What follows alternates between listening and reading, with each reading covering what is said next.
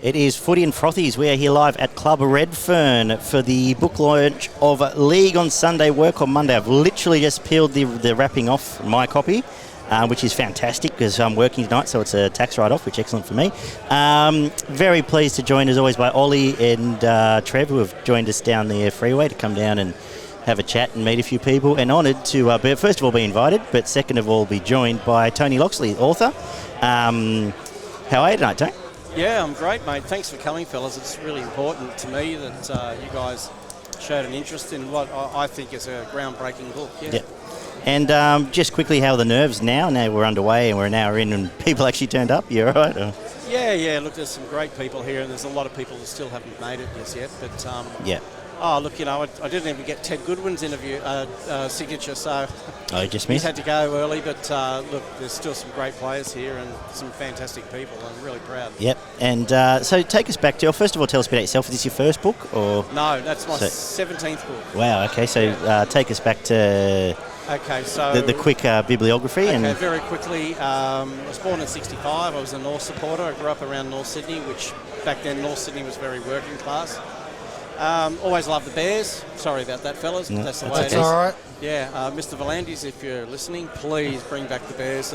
He's made every other change under the sun so far, so well, let's hope he. Yeah, look. Well, speaking of that, I'm glad he's keeping the scrums, so that's really important. But born in 65, grew up in North Sydney, huge North fan, played for North Juniors, went to Marsden High School, so played Commonwealth Bank Cup, played guys like Benny Elias, the Gale brothers. Greg Alexander and that. I mean, you knew back then those guys were going to be champions because, as I wrote in my preface, you could take the game to them in the first, 25 minutes. You looked reasonably good. Yeah. And then there was a cricket score come full time. But look, they were great memories. I've always loved speedway and motor racing, so I took up photography. Probably in 84, 85, I gave up football to pursue photography, work and girls, not necessarily in that order. Yeah. But I've always wanted to do a football book. I've done a lot of motor racing and speedway books and same beautiful quality as these. Yeah. But, rugby league was something that was very special to me. And I thought, if you're going to do a rugby league book, you're going to do it, I think, the best years of the sport. And I know, and it's nothing against today's players. Yep. They're magic players, magic sport. Greatest game of all, no doubt. But I wanted to do it where the players were still just working class guys, just like me at the time, and 99% of the population. There was no such thing as full-time professional. No, that's right, mate. Like, I remember when I was a young kid watching the ABC game or the old Channel 10 game, the State Bank game of the round. Like, the player would run out there and it'll be like, say who he is, how old he is, and have occupation. Yeah. So how good was that? Like, you don't see that anymore because obviously the game's full time. Yeah, well, that's right. And the great thing is we had some fantastic... to do this book, there's two people I approached. Unfortunately, I was seriously injured in the cops last year, and that was the end of my career, and I was medically discharged towards the end of last year. And it breaks my heart that I can't do that job anymore. Yeah. But... with the help of my lawyers who are over on the far side there, they were able to secure a little bit of my future anyway. Yeah. So I wanted to put some of that money towards the rugby league book.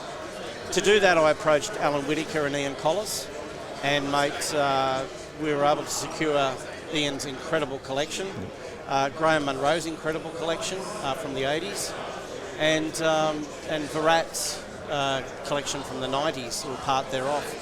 So, it was I was still badly injured at the time, but I just got to work and, worked really hard to get this book out.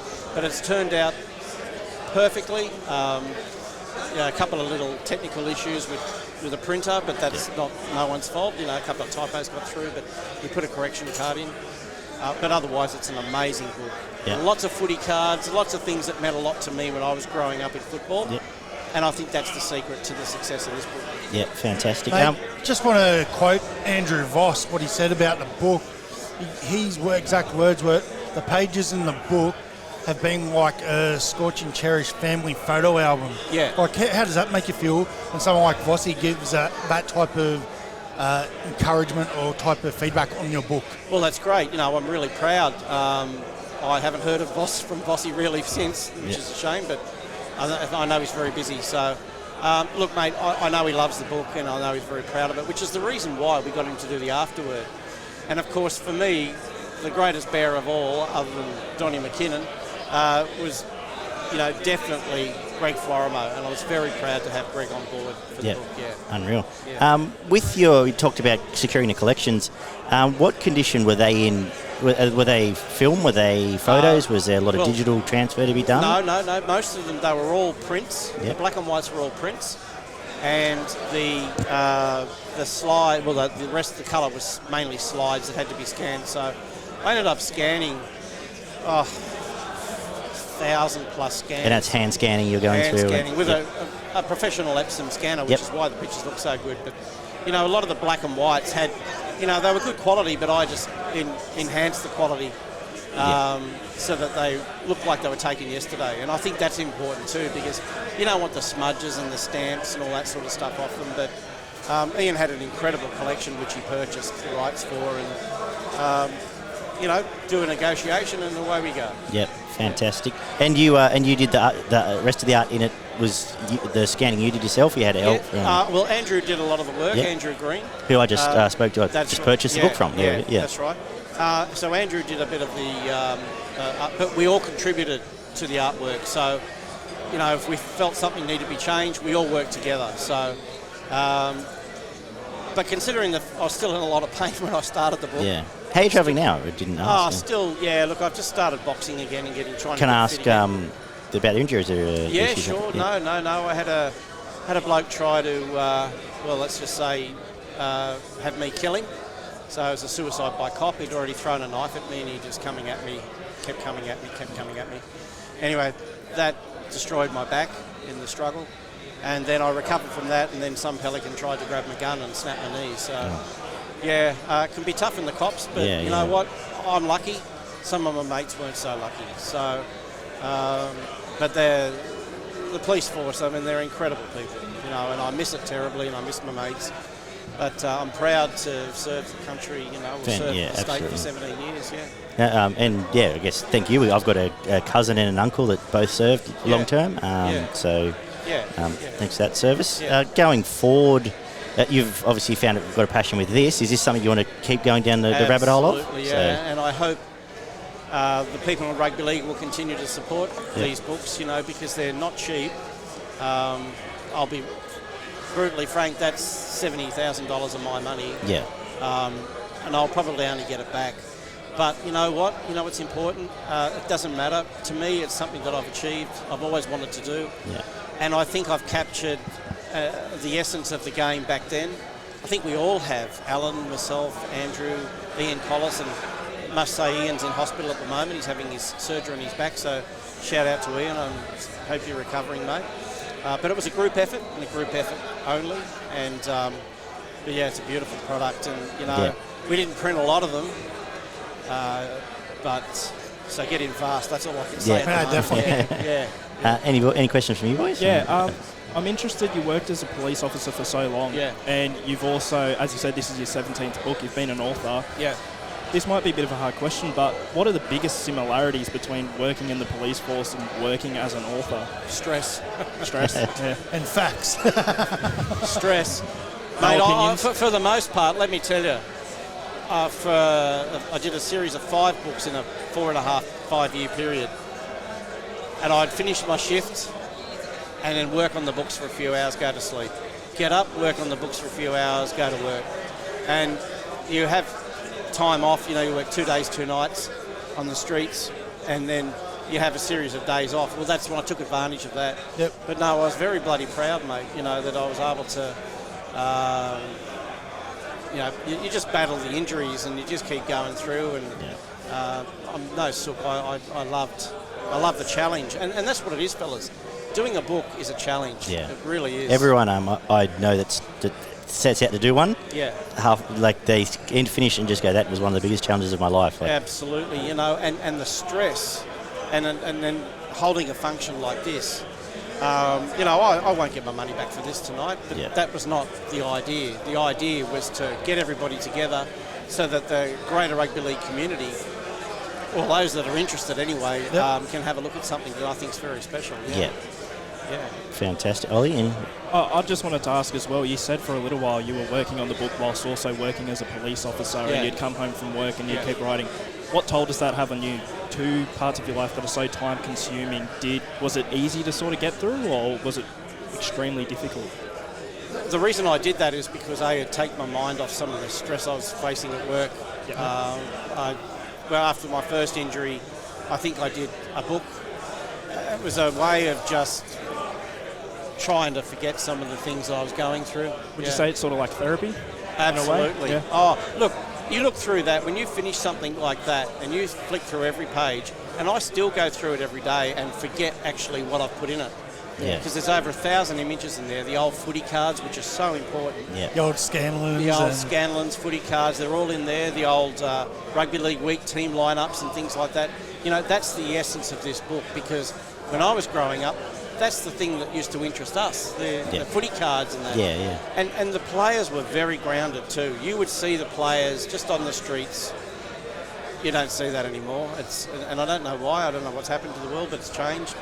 But the great thing is that we were a part of their lives, even though it's from a distance. We still, the best way I could say this is, we assimilated with them in some regards. We were working, and a lot of us were playing footy on the weekends too.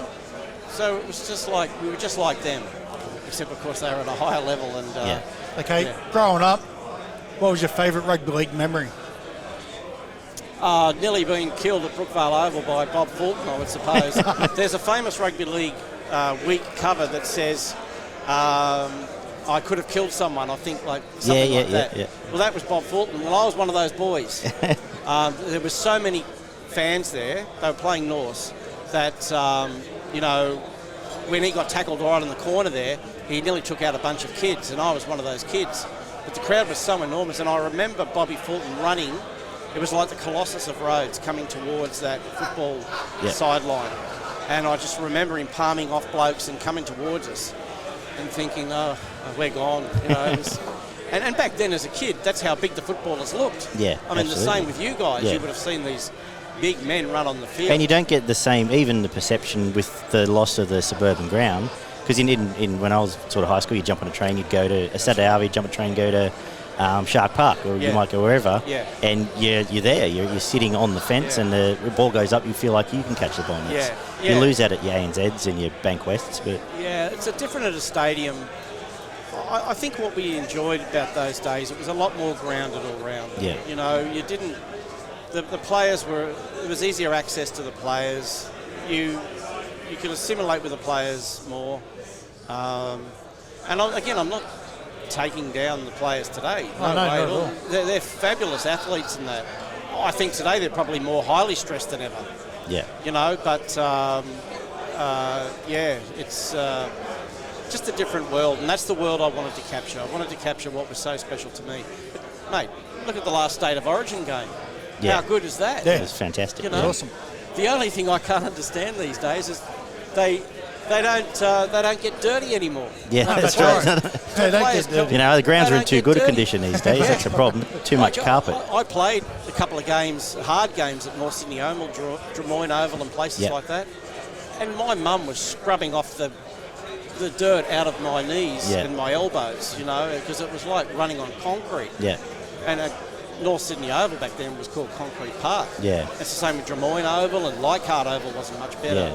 But that was the appeal, like just running out. You could hear your sprigs on the dirt, you clunk, clunk, clunk as you ran out. Mate, it was a different era, and that's the era I wanted to capture. But nothing against today's game. No, not at all. And Peter V'landys, I've got to say, fellas, I'm sure you'll agree, did an outstanding job to even get a bloody season going. He did. Yeah, we talked about But you know what? I did say he was going to do it. Yeah. You had a lot of doubters. I had plenty of doubters. He drove all of sport to get back on their feet, really, because they had to follow. I want to ask you about the racing books. So where'd that passion come from? And so when you're so you were a photographer yourself? Old-fashioned SLR, or had you? Photography and stuff. Yeah. Well, I was a photographer from probably 1981. Yeah. So I loved motor racing. I was going to the Speedway as a little boy, to Parramatta Speedway, and watching the sprint cars. And then in 81, I got an opportunity for one of the fellas who's here tonight, Dennis Newland, took me on the infield to Parramatta, or the pits, which is in 81. And luckily for me, I was able to take some photos. People liked the photos. One thing led to another, and next thing you know, I've got a career, a hobby doing Speedway photos, and then I did touring cars and everything else. But, mate, no, it was a very special time. And, so I love the Speedway. And in 85, I did a hardbound book, which had never been done. In fact, I think it was the first one in Australia's history, a hardbound book on the Speedway. Yeah. And I think I was all of 21 years old, and it was just called Sprint Cars. I just updated it last year with a 400-page version. So. Wow. That's awesome. But no, sprint car racing, to me, is the motor racing equivalent of rugby league. Yeah. You get Speedway with the dirt and sideways, the big crash and the big hits and all that. Yeah. Speedway is the rugby league equivalent. I've got a good friend who's got in it the last few years, and he broke his back a couple of years ago, but he comes back and he can't help himself. He's got to get back and get back behind the wheel. Yeah, that's right. It's Team Grumpy Racing, but that's fantastic. Yeah. With the current game, we'll talk about this one. When the Bears went, how hard was that? And then do you follow anyone now, or you just enjoy the game, or you just floated out of it? Mate, when North got taken out of the comp, along with Newtown and Wests and that, I think it had a sharp impact on the game, which is still felt to this day. I don't think today's rugby league head honchos have any idea the damage that was done. Yeah.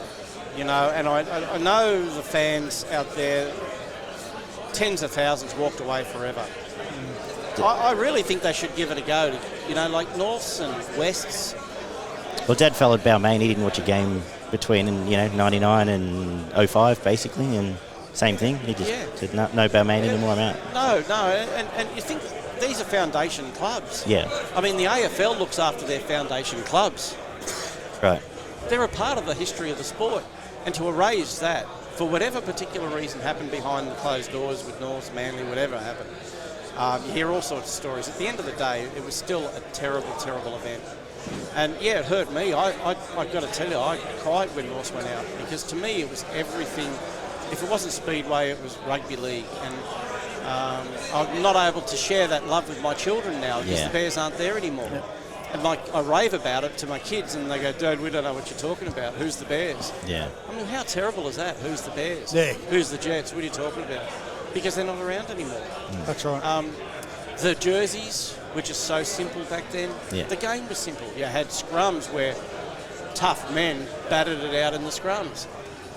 But look at the injuries they're suffering today without the scrums. That's right. Getting some catastrophic injuries because the game's probably too fast. Yeah, the argument is they're too fit and too fast, right?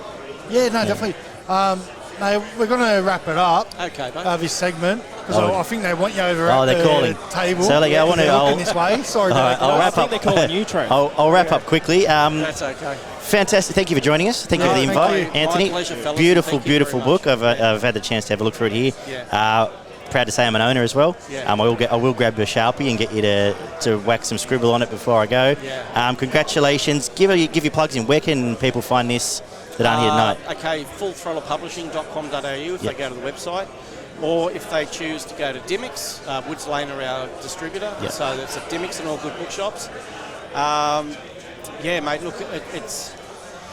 and of course here tonight, but look, we're very, very proud, and thanks, fellas. It's an honour to have you guys here. Honestly, thanks for having us here as well, mate. We'll get you back on the show because I believe you're not far from Penrith yourself. No. Look, I'll come down. I'll give you my opinions, but I just don't.